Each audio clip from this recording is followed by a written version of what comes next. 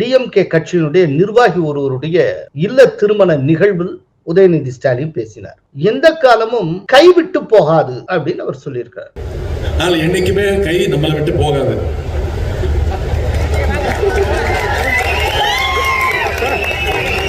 என்னோட கையை சொன்னேன்.